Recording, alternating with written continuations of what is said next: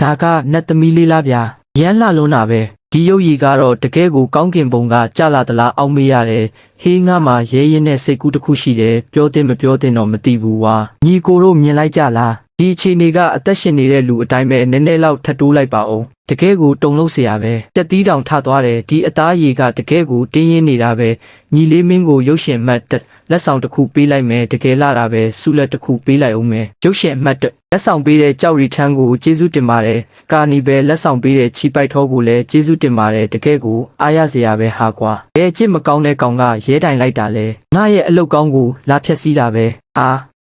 ာမျိုးသမီးအလောင်းကလှုပ်နေပြီအလောင်းကပြန်ထလာပြီးအလောင်းထလာပြီးဟေ့တထေးဒီအလုတ်ကိုကျွန်တော်ဆက်မလုပ်တော့ဘူးရဲတွေရောက်လာပြီးကျွန်တော်ထပ်ပြီးလူမလိန်ရဲတော့ဘူးဟာတကယ်တော့ဒါကလူလိန်တွေပဲကိုဒါဆိုဒါတွေကပတ်စံပေးပြီးငှားထားတဲ့တရုပ်ဆောင်တွေပေါ့ဒီနေ့တော့တနေကုန်အချီနီးအပင်ပန်းခံလိုက်ရပြန်ပြီရဲဘော်ခမားမှာအဖမ်းကျင်တိတ်ရွှေခွဲတွင်းရှာအတက်ရှိတယ်ဆိုပြီးတိုင်ကြားစာရထားတယ်ဒါကအမှန်ပဲလားကျွန်တော်တို့အဖွဲ့ထဲမှာအမှုတစ်ခုရှိလို့ခမားကိုအကြံပေးအဖြစ်ကူညီပေးဖို့ဖိတ်ခေါ်ခြင်းပါတယ်ရဲအရာရှိကျွန်တော်ခမားတို့ကိုကူညီပေးရင်စုချင်းငွေရှိလားငါကြည့်ရတဲ့လောက်တော့မင်းကလူငါပြီးတရုပ်ဆောင်ခိုင်းတတ်တဲ့လူလေးတယောက်ပဲငါတို့နဲ့အပေးယူလာလို့ရဲသေးတယ်ပေါ့ကျွန်တော်ပတ်စံလိမ့်နေလို့စော်ကားရင်ခံနိုင်တယ်ဒါပေမဲ့ကျွန်တော်ရဲ့ပညာရက်ကိုစော်ကားတာတော့လုံးဝခွင့်မပြုနိုင်ဘူးခမားတို့ကျွန်တော်ကိုလာရှာတာနန်းချမ်းလေးစိတ်တိဆောက်ရေးကိစ္စအတွက်မဟုတ်လားမင်းနာကိုဘလို့သိတာလဲနန်းချမ်းလေးစိတ်တိဆောက်ရေးတဝက်လောက်မှာမြေအောက်မှာကူတင်းချိုင်းတစ်ခုရှိနေတာကိုတွေ့ခဲ့တယ်ဒါပေမဲ့တဧရိယာလုံးကိုရှာဖွေခဲ့ပေမဲ့တိကျတဲ့ဝင်ပေါက်ကိုရှာမတွေ့ဘူးပိုပြီးထူးဆန်းတာကတိဆောက်ရေးအဖွဲ့က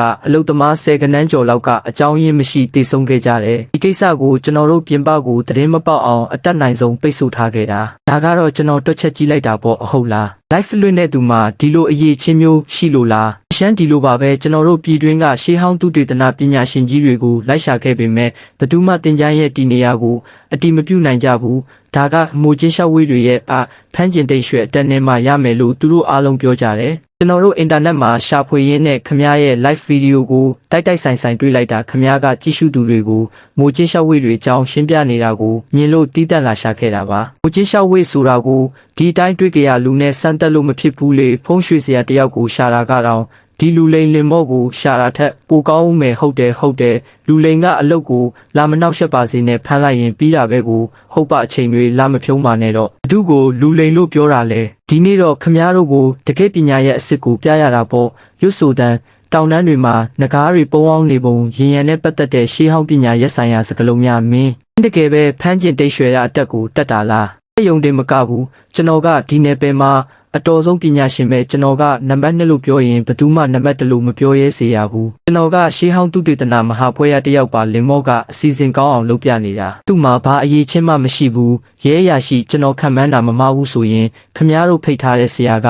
ငကားပြောင်းပြန်တွင်ရှာတက်ကိုတုံးခဲ့ပြီးနောက်ဆုံးမှာတိတ်ရွှဲနဲ့လီရွှဲချက်တွေမှာတနေတာမဟုတ်လားဒါရင်မကသေးဘူးတောင်ကုန်းတွေကိုမဖြိုချခင်မှာအဲ့ဒီနားမှာရေကန်တစ်ခုရှိခဲ့တယ်ဟုတ်တယ်မလားအဲ့ဒီဆရာကရေကန်ကိုမြင်ပြီးစိတ်လှုပ်ရှားသွားတာနဲ့တင်ချိုင်းဝင်ပေါက်ကိုအဲ့ဒီဘက်မှာရှိမယ်ဆိုပြီးချက်ချင်းတူးခိုင်းလိုက်တာမလားရလက်ကတော့ရက်ဝက်လောက်ပင်ပန်းခံခဲ့ပေမဲ့တင်ချိုင်းရဲ့အရေးရောင်တော့မမြင်ခဲ့ရဘူးမင်းဒါကိုဘလို့ဒီလောက်အသေးစိတ်သိနေတာလဲကျွန်တော်တို့အခုကြုံတွေ့နေရတဲ့အခြေအနေကမင်းပြောသလိုတထေရတဲ့ပဲဟာလင်မော့မှာတကယ်ပဲအရေးချင်းရှိတာပဲကျွန်တော်ကရှေးဟောင်းသုတေသနမဟာပွဲရပါလင်မော့ကတော့ကံကောင်းလို့တိုးတာပါလူကြီးမင်းတို့ခစ်တွေပြောင်းသွားပါပြီကျွန်တော်နန်းချန်ကိုကိုယ်တိုင်သွားပြီးမစူးစမ်းခဲ့ရပေမဲ့မြေပုံမှာတော့ကျွန်တော်အားလုံးကိုရှင်းရှင်းလင်းလင်းမြင်နေရတယ်ခမားတို့ဖိတ်ထားတဲ့ဆရာကရေကန်ကိုမြင်တော့တင်ချိုင်းတီနေရာကိုအတီးပြုတ်နိုင်ပြီလို့ထင်ခဲ့တာတကယ်တော့ဒါကတင်ချိုင်းပိုင်ရှင်ရဲ့လှည့်ကွက်တစ်ခုပဲဒါကြောင့်ခမားတို့ဝင်ပေါက်ကိုရှာမတွေ့နိုင်တာခြံရှမ်းနဂါးကျောမှာခြံရှမ်းတောင်ကုန်း25ခုရှိတယ်ဒါကတကယ်ကိုအစွမ်းထက်တဲ့နဂါးပဲအစွမ်းထက်တဲ့နဂါးဖြစ်နေမှာတော့ဘာလို့နောက်ကြည့်နေတဲ့ရေကန်ကို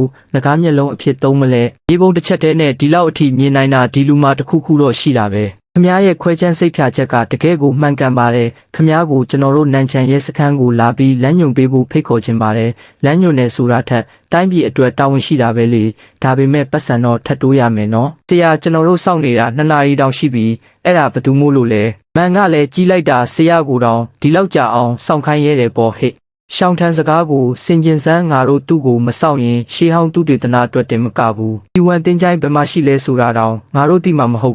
ဘူးလေဆရာကပမုခချုပ်ပဲဆရာတော်ဖြေရှင်းမပေးနိုင်တဲ့ပြဿနာကိုတခြားသူကဖြေရှင်းပေးနိုင်မှာလားဒါမှမဟုတ်သူကနိုင်ငံခြားကပြန်လာတဲ့ရှေးဟောင်းသူတေသနာပညာရှင်လားမဟုတ်ဘူးရ ရဲချုပ်ပြောပြချက်အရတော့လူငယ်တယောက်တဲ့လူငယ်ကျွန်တော်တို့ကမှရှေးဟောင်းသုတေသနပညာရှင်တွေပါလူငယ်တယောက်ကဒီမှာဘာသုံးကြမှာလဲမင်းတို့အားလုံးကငါတို့ဌာနရဲ့ထိပ်သီးတွေပဲအခုချီဝမ်တင်ကြိုင်းတွေကိုဝင်တဲ့အခါ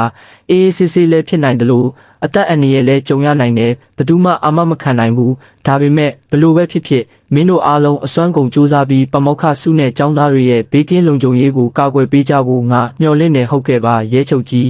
ဆရာကြီးရောက်လာပြီးတော့ဒီကောင်ကဆရာကိုယ်တိုင်သူ့ကိုကြိုးစိုးခိုင်းရတဲ့ပေါ်ခဏနေကြလို့သူသာချီဝမ်တင်ကြိုင်းဝင်ပေါက်ကိုရှာမတွေ့ရင်တော့ငါသူ့ကိုဘလို့ပညာပေးမလဲကြည်ထားလိုက်